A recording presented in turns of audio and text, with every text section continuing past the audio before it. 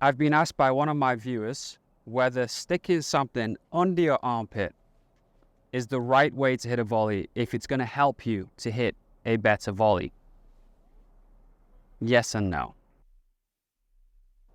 The thing is, it's a pretty good message to tell someone to keep the arm close and to use the legs. There's a lot of things that could go wrong with doing a lot of movements with the arm. You could take the racket back, could get very wristy.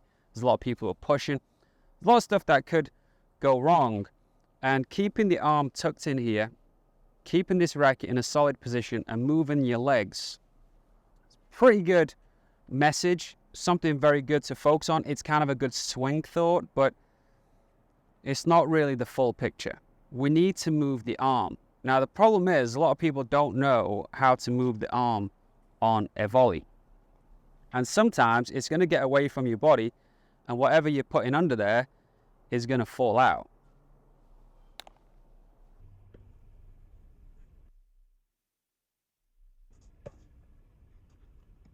The thing is, a lot of people don't know how to use their arm on a volley because you do need to be hitting the ball. If you watch any great volleyer, they don't just keep the arm close and use the legs.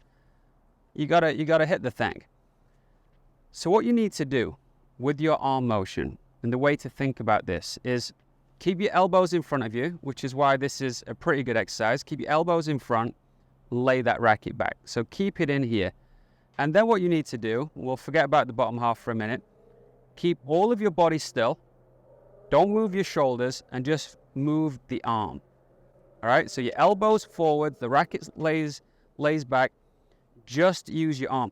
Again, might be a little bit more towards a feel than reality because you will use your shoulders a little bit, but get used to putting your elbows forwards, laying your hand back, and just moving your arm. Now, if you connect that with the legs, you're going to have a nice shot. That ball gets far away from you. We don't want to be reaching. We want to move our legs. We want to get to the ball. But I certainly volley a lot of times out here. And again, this is my arm motion. Now, it's important to understand that I'm not moving this way. This angle stays the same. The angle between my racket and my wrist stay the same. The angle of my arm stays the same. And I'm moving the racket like this, right? Or at least keeping that position as much as I can. So if it's far away, I'm doing this. If it's close, I'm doing this.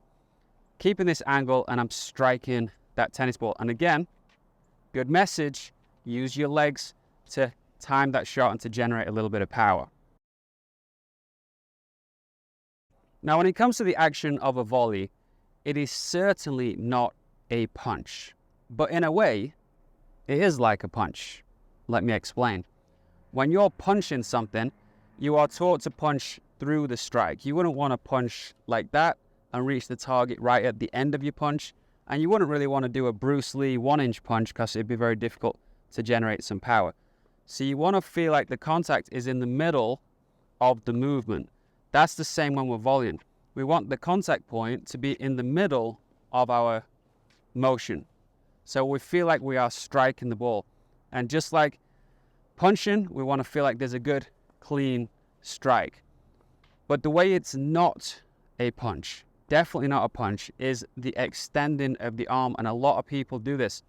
They're essentially doing a punching motion where you'd start like this and the arm extends. We don't want to do that. We want to keep the same angle between the racket and the forearm and the upper arm. This angle stays the same.